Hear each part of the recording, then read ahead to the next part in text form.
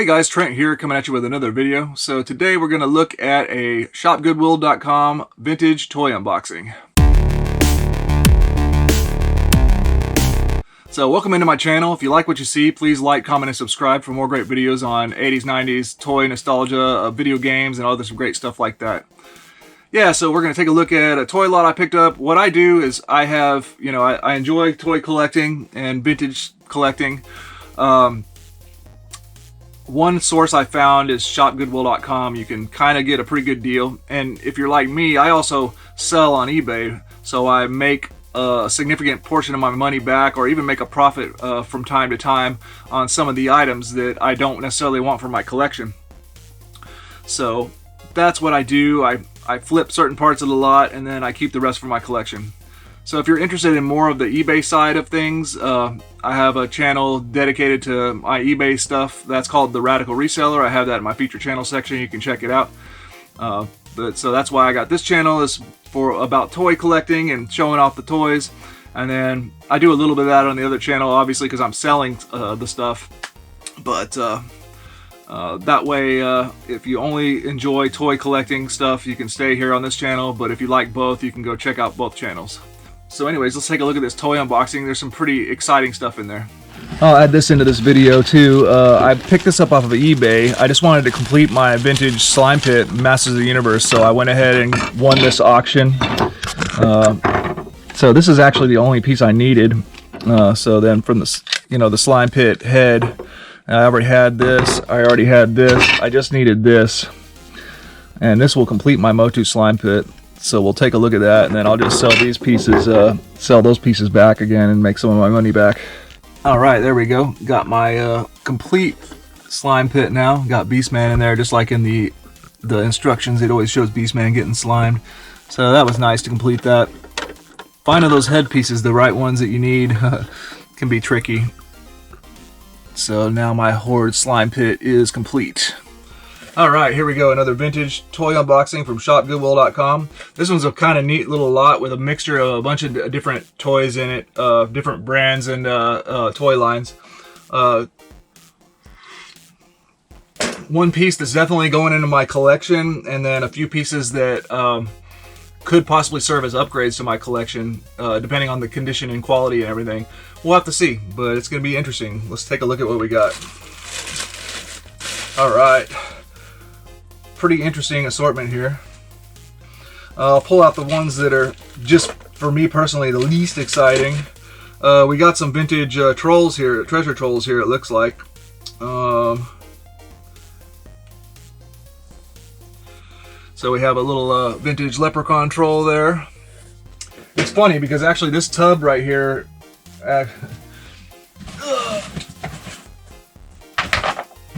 at a yard sale I got for 40 bucks, probably close to 100 vintage treasure trolls. I just need to go through them and put them up for sale, because I'm not interested in collecting trolls.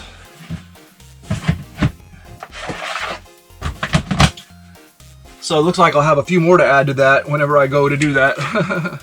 So here's another vintage troll here. It's like a mermaid troll. That's it. Pretty cool, pretty cool. More variety. I think there's another troll down in here. Yep, here we have like a princess troll with actually has the tiara there and everything. What does this say? Oh, this is not vintage, I'm sorry, 2005. So maybe these aren't vintage. We'll have to double check that. Anyways, throw those in the troll bundle. Alright, let's get into probably what I think is more interesting stuff. First off, I'll pull this out because I think this is a modern toy. This looks like a modern Transformer. Well, I know it's a Transformer, but it looks like a modern one. No idea about this guy. So yeah, me personally, Masters of the Universe, vintage aliens and Predator and stuff like that is enough for me to collect, and a few other obscure toy lines. I'd rather collect some of the more obscure toy lines like the Rock Lords and the Supernaturals and stuff like that. So I'm going to pass on Transformers at this time, which it's tough to do. It's tough to do, honestly. So this isn't even a vintage Transformer. I'll see if he's worth anything to sell individually. If not, I'll just hang on to him until I get some more modern Transformers and I'll throw them up in a lot. So not for my collection though.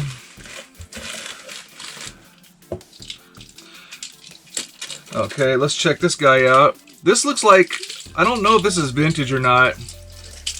In fact, I don't think it is vintage. I don't see a year though. It is Bandai.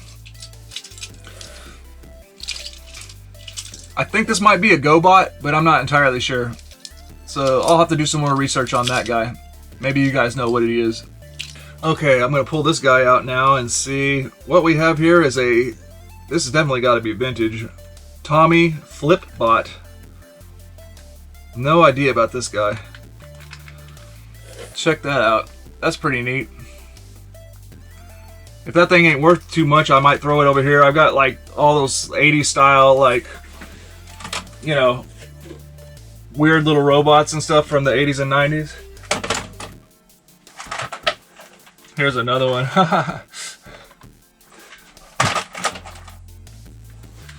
If it's not worth reselling, I'll probably just throw it over there. But nothing I'm familiar with. But it looks like pretty clean for the most part, pretty nice condition, I'd say. So that's good. All right, let's go over the Masters of the Universe stuff real quick. So we have pretty nice condition. It's got a little bit of paint scuffs. Manny Faces. Of course, Manny Faces is really, really common. Probably maybe the most common figure you'll come across, almost. So I'll just hang on to that and throw it into a lot of figures that, you know, once I get enough of them. Then we've got a Roboto in here. Looks like it works good, and the condition's looking pretty good. The legs are pretty nice, and he has his blaster attached. So we had a vintage, nice Roboto, Masters of the Universe. Of course, I already have a complete Roboto, and I'm doubting, condition-wise, I don't think... Roboto is usually always in pretty nice condition anyways. And last, we've got a He-Man, actually. We got a Battle Armor He-Man. And he looks like he's in pretty good condition. Face, especially, face paint. I'll have to compare... Now, one thing about this Battle Armor He-Man, he does have the blackened legs, or the crotch rod is what I used to like to call it. Because certain Masters of the Universe figures get that blackened around the inner thighs because some kind of rubber, some kind of leg band that they used, it seems to be mainly on Battle Armor He-Man and Skeletor. They used some other kind of leg band material that seems to be after a certain amount of time contaminates the plastic on the legs. So that's unfortunate. But otherwise, this is a pretty nice Battle Armor He-Man. Alright, let me pull this guy out next. I think this is a vintage Gobot. Here's like a plain... I know it's not a Transformer. Actually, it says Bandai, so I'm pretty sure it's a Gobot. I think it's missing the propeller on the end of it, though. There we can see the face, maybe. Alright, that's sort of transformed. So, vintage Gobot. I actually looked this guy up. I think he's kind of a little bit uncommon. Unfortunately, he's not complete with the propeller. But maybe I can sell him back for parts and make a little bit more of my money back. Alright, last but not... Alright, runner-up here. We've got two vintage Transformers, 1987. I think these are Terrorcons.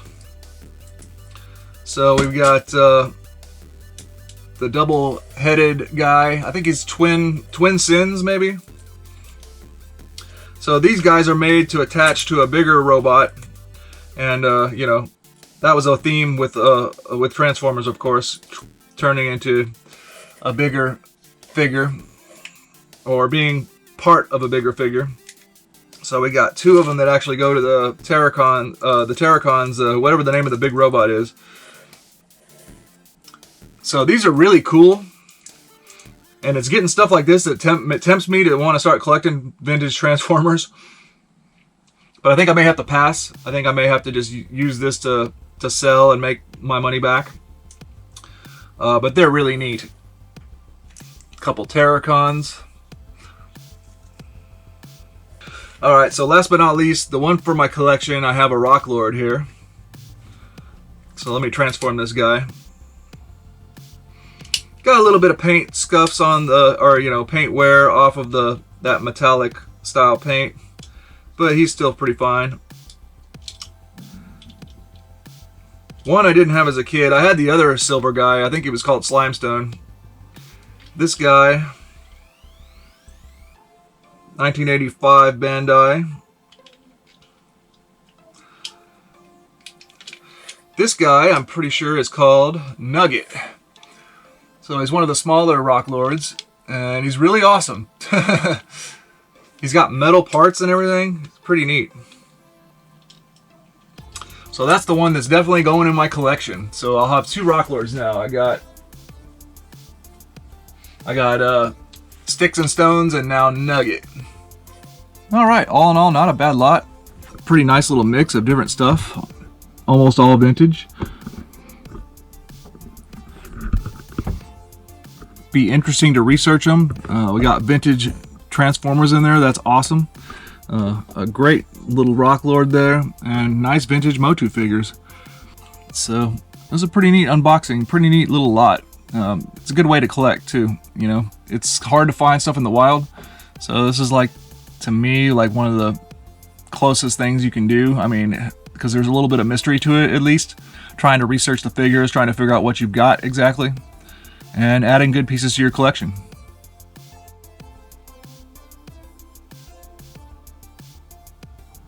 All right, there we go. Got 2 rock lords now. Pretty cool. All right, this Tomy Flipbot is actually pretty cool. It works good. Let's check it out. Anybody have any of these as a kid?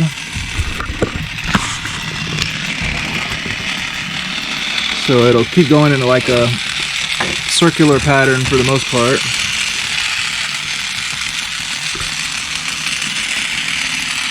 And if it gets knocked over, it can get back on its feet.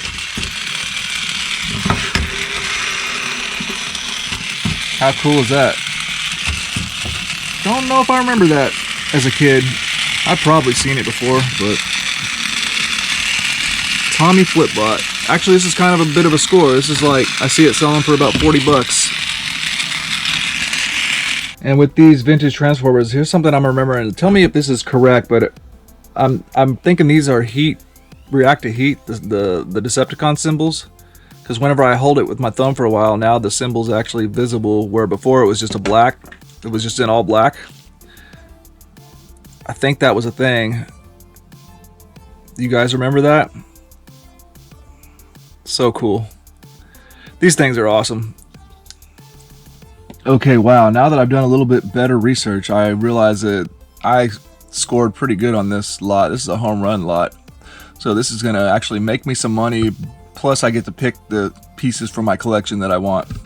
So, mainly because of this guy right here. And this is the guy, it's funny because looking at this little guy here, I underestimated him and thought that this was worthless almost, you know, like this is a 1984 Matchbox Macross Robotech Miria's Veritech Fighter. So Matchbox made Robotech toys. I guess they took Japanese toys and repackaged them over here in the United States, I guess is what I'm thinking, or you know, they had the license to it or whatnot. They did that with a lot of Transformers. I think they used the Japanese designs and brought them over here and called them Transformers and stuff. So they did that. I think this is a similar deal.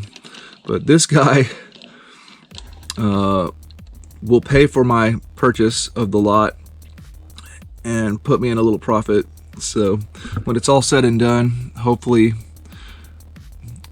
this is exactly what I'm trying to do. It made me make a little money, and then in theory hopefully get a collector that needs this in their collection, that really wants this, get them a reasonable price, and then I get to basically collect for free. I'm definitely going to get this guy for free. I don't know anything else I want to keep necessarily in this lot, although these Terracons are definitely tempting, but getting into collecting Transformers is a whole new vast world. So I don't know. We'll see. We'll see. But incredible, incredible. Vintage toys. The power of vintage toys right now is just awesome. Alright guys, well that's going to do it for this video. I hope you enjoyed. Please like, comment, and subscribe, and we'll see you on the next one.